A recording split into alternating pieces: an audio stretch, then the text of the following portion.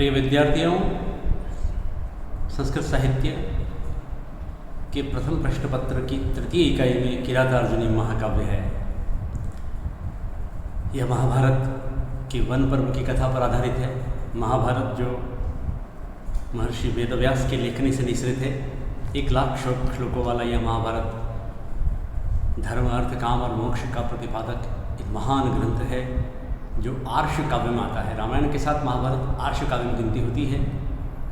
बाद के समस्त साहित्य जो हैं वो रामायण और महाभारत के ऋणी हैं, क्योंकि महाकाव्यों, ऐतिहासिक महाकाव्यों, खंड काव्यों, गद्य काव्यों, नाटकों, कथा साहित्य, जितना भी इतर संस्कृत साहित्य है, उन सबको रामायण और महाभारत से वो छोटे छोटे इतिवृत्त मिले जिसमें उन्होंने चल करके अपने काव्यों का सृजन किया।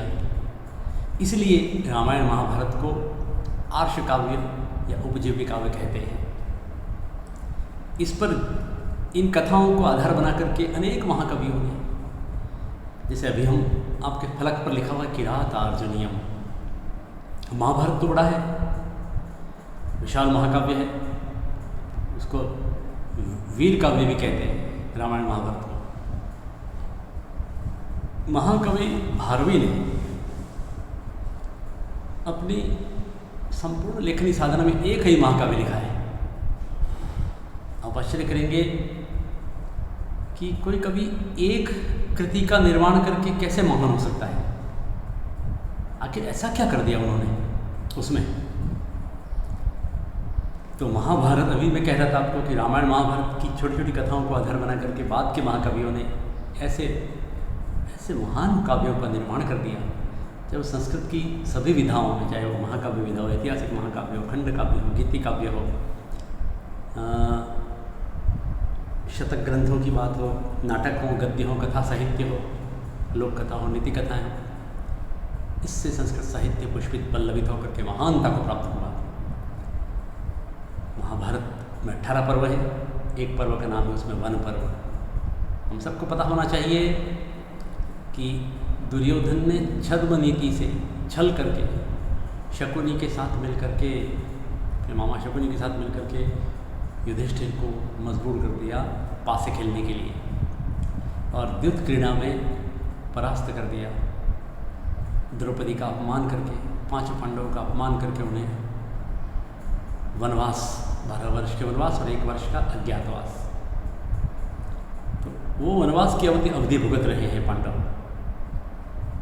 वहाँ रहते हुए एक वनेचर को नियुक्त किया जाता। युधिष्ठिर दुर्योधन की रीति नीति और उसके उस, जिसे हम कूटनीतिक कहते हैं, उसकी नीतियों की जानकारी रखने के लिए, वृत्तांत का पता करने के लिए युधिष्ठिर वन में रहते हुए एक वनेचर की नियुक्ति करते हैं। वनेचर वन में चरने वाला, वन में विचरण करने, वन का रहने वाला, वनवासी, किरात,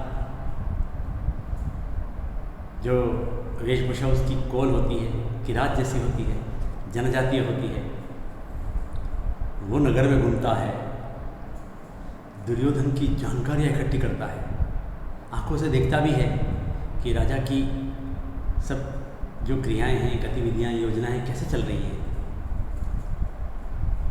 वो रह करके हस्तिनापुर में रह करके काम कर रहा है युधिष्ठिर के लिए, पांडवों के लिए, और जानकारियाँ जुटा रहा है दुर्योधन की, और संपूर्ण जानकारियाँ एकत्रित करके पुनः द्वैतवन में आकर के युधिष्ठिर से निवेदन करता है।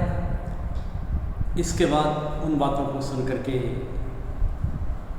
युधिष्ठिर अपने भाइयों के समक्ष, द्रौपदी के समक्ष बात करते हैं। वहाँ वनवास की अवधि झेल रहे, तो स्वाभाविक है, भाई तो सम्मान करते थे अपने बड़े भाई का, लेकिन अपमान की आग में झुलस रही द्रौपदी, जिसने कुरुराज सभा, हस्तिनापुर की सभा में बहुत भयंकर अपमान झेला दुर्योधन का। दुर्योधन ने द्रौपदी को भरी सभा में, जिसमें अब भीष्म पितामह हों, जिसमें आचार्य द्रोण हों, कुलगुरु कृपाचार्य हों, विदुर हों, स्वयं राजा के रूप में आसन पर विराजित धृतराष्ट्र हों, काश वो अंधे थे देखने, लेकिन सुन तो रहे थे, लेकिन उन्होंने दुर्योधन को वह सब देखते रहे, कुछ नहीं कहा और विश्व साहित्य में या विश्व इतिवृत्त में एक ऐसी भयंकर नारी अस्मिता पर प्रहार हुआ जिसके कारण महाभारत का युद्ध हुआ। सब जानते हैं महाभारत, अगर यदि द्रौपदी का इतना अपमान नहीं होता तो महाभारत नहीं होता, स्वाभाविक है। नारी अस्मिता की रक्षा के लिए तो महाभारत हुआ है। रामायण में भी क्या है, हनुमान जी के कहने पर, विभीषण के कहने पर, स्वयं रावण की पत्नी मंदोदरी के कहने पर, अंगद के कहने पर कितने लोगों ने समझाया रावण को। लक्ष्मण ने भी पत्रिका लिख करके एक शुक जो दूत था, जो रावण का गुप्तचर था, उसके साथ भी संदेश भिजवाया था। रावण ने किसी की बात नहीं मानी। वो अहंकारी था, अभिमान उसका शत्रु था। वरना एक प्रकांड पंडित ब्राह्मण कुल में पैदा हुआ, पुलस्त्य ऋषि के किए कराए पर पानी फेर देने वाला रावण, बस उसके अंदर वो पाप पल रहा था। वो उसका अपने पाप को शांत शम नहीं कर सका, उसका समाप्त नहीं कर सका, जिसके कारण रामायण का युद्ध, रामायण में युद्धकांड में राम रावण संग्राम हुआ और रावण परास्त हुआ, रावण का वध हुआ। भगवान ने, राम ने विभीषण को लंका का राज्य सौंपा। दोनों महाकाव्य हैं, हम दोनों महाकाव्यों की बात कर रहे हैं। महाकाव्यों का ऐतिहासिक उद्भव विकास पढ़ेंगे हम अलग से। अभी मैं आपको इस कालांश में, इस पीरियड में किरातार्जुनी महाकाव्य का परिचय, जैसा लिखा है फलक पर, किरातार्जुनी महाकाव्य एक परिचय, तो परिचय पढ़ रहे हैं। तो इस आपके सिलेबस में केवल प्रथम सर्ग है। किरातार्जुनीयम में कुल 18 सर्ग है महाकाव्य। इसको किरातार्जुनीयम क्यों कहते हैं, इस पर चर्चा करते हैं। किरात नामकरण भारवी ने, महाकवि भारवी ने इसका नाम किरातार्जुनीयम क्यों रखा। पीछे मोह है, वो तो स्वाभाविक काव्यम है, इसलिए किरातार्जुनीयम। काव्य शब्द नपुंसकलिंग में है, इसलिए काव्यम। तो किरातार्जुनीयम यह प्रत्यय छ का यह शेष रहता है। तो इसमें 2 शब्द आए हैं, किरातश्च अर्जुनश्च, किरात और अर्जुन। तो यहाँ वो किरात जो है वो नहीं है जो भी मैंने आपको प्रथम सर्ग में कहा, युधिष्ठिर ने वनेश्वर को नियुक्त किया, उसका वो भी किरात था। लेकिन यहाँ जो किरात है वो 15वें सर्ग में, मैं इस महाकाव्य के 15वें सर्ग में घटित एक घटना के आधार पर इस महाकाव्य का नाम किरातार्जुन रखा है। अन्यथा इसमें पांडवों के द्वारा वनवास की अवधि झेल रहे पांडवों के द्वारा वन में रहना और युद्ध के लिए तैयारी करना, ये घटना है। लेकिन 15वें सर्ग में जब अर्जुन पाशुपतास्त्र के लिए शिव जी की तपस्या कर रहा है, अर्जुन को इंद्र के आदेश से शिव जी को प्रसन्न करने का आदेश हुआ कि तुम अगर महाभारत के युद्ध में जीतना चाहते हो, कौरवों की अक्षोहिणी सेना को जीतना चाहते हो, बहुत असंभव था दुर्योधन की सेना को जीतना। हस्तिनापुर के साथ बहुत सारे राजघराने जुड़े हुए थे। उस समय कितने जनपदों के नाम आते हैं, अंग, मगध, काशी, कौशल, कुरु, चेदी, पांचाल, शूरसेन, अवंती, गांधार, कंबोज, ये सब लगभग हस्तिनापुर के साथ थे। तो युद्ध होने पर ये सभी साथ देंगे हस्तिनापुर का, तो पांडवों की पराजय निश्चित थी। तो यहाँ उस पराजय से बचने के लिए पांडव प्रयत्नशील हैं और अर्जुन जो है धनुर्धारी, उनका पराक्रमी वीर है, वह भगवान कृष्ण के आशय पर, कृष्ण के संकेत पर, श्री कृष्ण के संकेत पर भगवान शिव जी को प्रसन्न करने का प्रयत्न करता है। और इंद्रकील पर्वत पर वो बताया गया है, फिर पाशुपतास्त्र की प्राप्ति के लिए युद्ध तपस्या करते हैं, युद्ध में काम आने वाले जो पाशुपत। अब एकदम तो भगवान देने वाले नहीं है, शिव जी परीक्षा लेना चाहते हैं उसकी कि अर्जुन पाशुपतास्त्र का अधिकारी है या नहीं है। तो वो क्या करते हैं, उस पर्वत पर जहाँ अर्जुन तपस्या कर रहा होता है, एक पेड़ के नीचे बैठ करके एक शूकर को छोड़ा जाता है, सुअर, जो अर्जुन की तरफ भागता है आक्रमण करने के लिए। और ब्रह्मचारी या कौल किरात रूप में, वनवासी जनजातीय रूप में भगवान शंकर जनजाति के वेश में एक शिकारी का वेश बना करके उस शुकर पर, उस सुअर पर बाण संधान के लिए तैयार रहते हैं। इधर अर्जुन तपस्या रहते, उसकी आंखें बंद है, तपस्या कर रहा है, और इधर सुअर तेजी से उसकी ओर लपक रहा है। अर्जुन की आंख खुल जाती है, सुअर इससे पहले आक्रमण कर अर्जुन तुड़ीर में से बाण निकाल करके संधान करता है। उधर वो भगवान शिव जी भी जो किरात वेश में है, जनजाति के वेश में है, वनेचर के वेश में है, वनवासी के वेश में है, वो बाण चलाते हैं। दोनों के बाण एक ही समय में लगते हैं शुअर पर। संस्कृत में शुकर कहते हैं। उस सुअर पर बाण लगते हैं, वो सुअर गिर जाता है और तड़पने लगता है। अब उस पर दोनों के बाण लगे हैं, तो दोनों ने किसके बाण से मरा है इसको लेकर के दोनों में विवाद हो जाता है। वनवासी के वेश में भगवान शंकर अर्जुन को चुनौती देते हैं, अगर तुम्हारे बाण से लगा है, ये सुअर मरा है, तो आओ हम तो युद्ध कर लेते हैं। अर्जुन वहाँ किसी प्रकार का कोई समझौता नहीं करता है।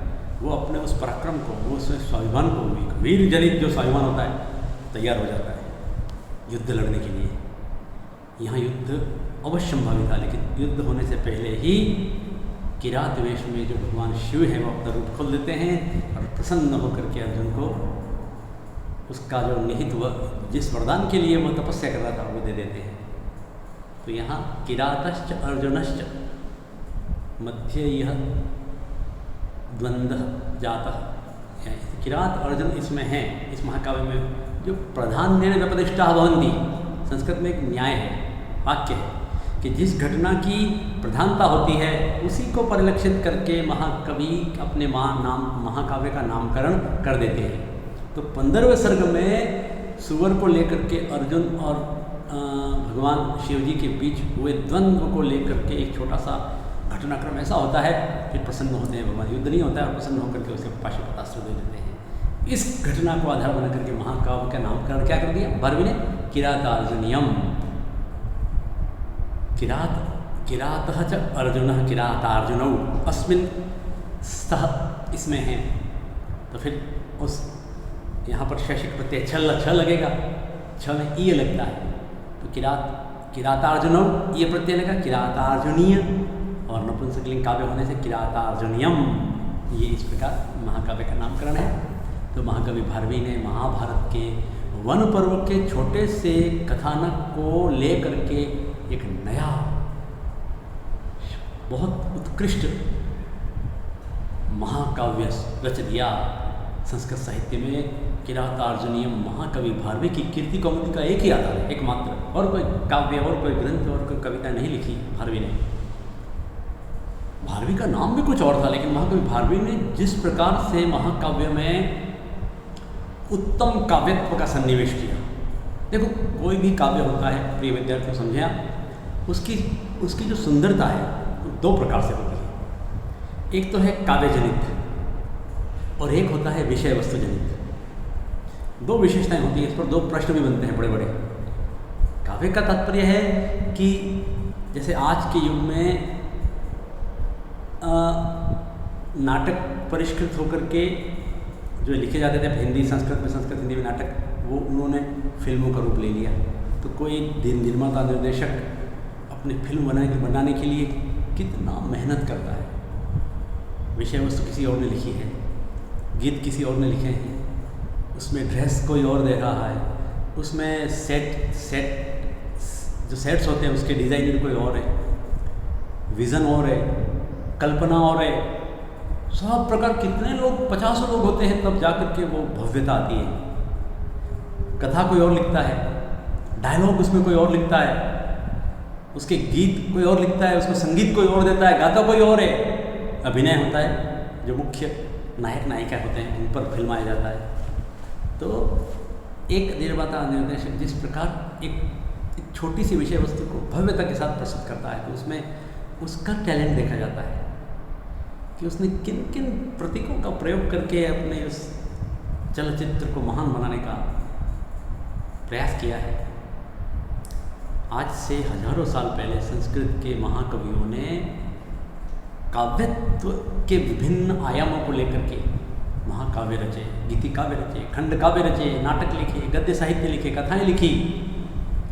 तो उन्होंने महाकाव्यों के जो आदर्श होते हैं, नियम होते हैं, लक्षण होते हैं, उनको घटित किया। सर्गबंधो महाकाव्यो तत्रेको नायको सरह, इस प्रकार एक नायक होना चाहिए, इतिहास प्रसिद्ध कल्पित न होकर के उसका इतिवृत्त, उसकी विषय वस्तु ऐतिहासिक पृष्ठभूमि में होनी चाहिए। कवि कल्पित भी होती है, मिश्र भी होती है, नायक के साथ नायिका, फिर विदूषक जो हास्य नायक होता है, विभिन्न प्रकार के पात्र होते हैं, सब बताए।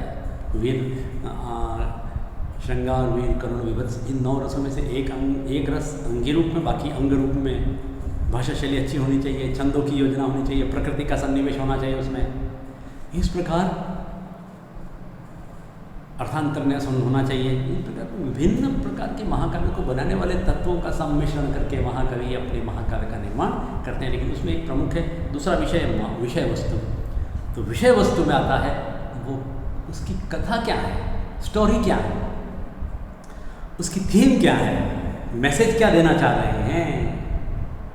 तो किरातार्जुनीयम महाकाव्य के माध्यम से अर्जुन द्वारा पाशुपतास्त्र की प्राप्ति के लिए तपस्यारत रहने वाले अर्जुन को भगवान शिव जी प्रसन्न होकर के पाशुपतास्त्र दे देते हैं। वन में रहते हुए वे संवाद होते हैं। तो कुल मिलाकर पांडवों पर फोकस है किरातार्जुनीय महाकाव्य। वनवास झेल रहे पांडवों पर को आधार बना करके अर्जुन द्वारा पाशुपतास्त्र प्राप्ति के लिए तपस्या करना और भगवान द्वारा देना, ये महाकाव्य किरातार्जुनीय। लेकिन आपके सिलेबस में केवल प्रथम सर्ग है, और प्रथम सर्ग का पाठ्यक्रम आप देखें, विषय वस्तु देखें, तो 2 प्रकार की घटनाएं हैं। एक तो हुआ वो जो मैंने शुरू में कहा था आपको कि वनेचर आकर के दुर्योधन की सारी रीति की जानकारी लेता है और फिर वापस वन में जाकर के युधिष्ठिर के सम्मुख कह देता है।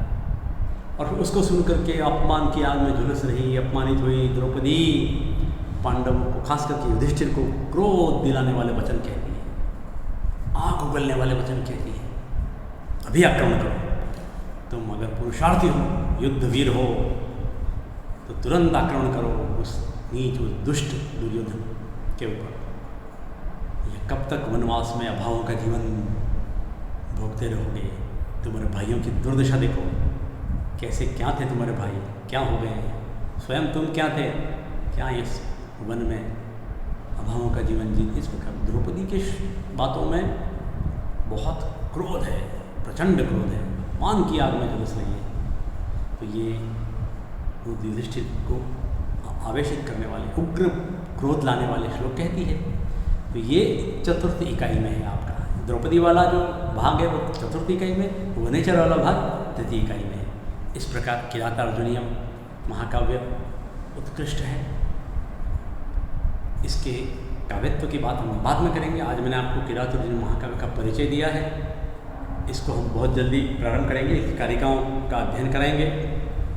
एक और बात बता दूं कि वनेचर वाली भाग जो 25 कारिकाएँ हैं, 1 से 25, इसकी हिंदी व्याख्या परीक्षा में आनी है।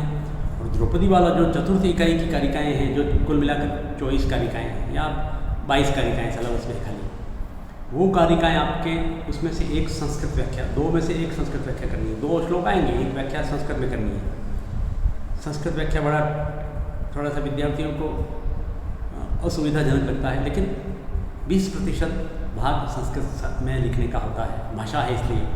वैसे तो पूरा पेपर संस्कृत में ही लिखा जाना चाहिए, लेकिन विद्यार्थियों के लिए एक सुविधा है, क्योंकि हिंदी संस्कृत की ही जननी है। तो अच्छे संस्कृतनिष्ठ शब्दों का प्रयोग करते हुए आप हिंदी में लिखें तो वो भी विद्यार्थियों की सुविधा के लिए है। तो द्रौपदी का श्लोक जो है, जो दूसरे श्लोक संख्या 25 से लेकर के या 26 से लेकर के 46 तक कुल 21 श्लोक है। ये आपके सिलेबस में इकाई चतुर्थ में है। एक किताब को 2 भागों में बांट दिया है, ठीक है। तो ये इसको आप बराबर देखें। ये इसकी और बातें अभी 1-2 कालांश में कर करके फिर हम इस पर आएंगे, क्योंकि सीधे कारिकाएँ पढ़ा देंगे तो आपको ये सब इससे वंचित रह जाओगे। आप इसको सुने, समझें, बार बार देखें जो मैंने बोला है, फिर आगे हम कारिकाएँ पढ़ेंगे। आज के कालांश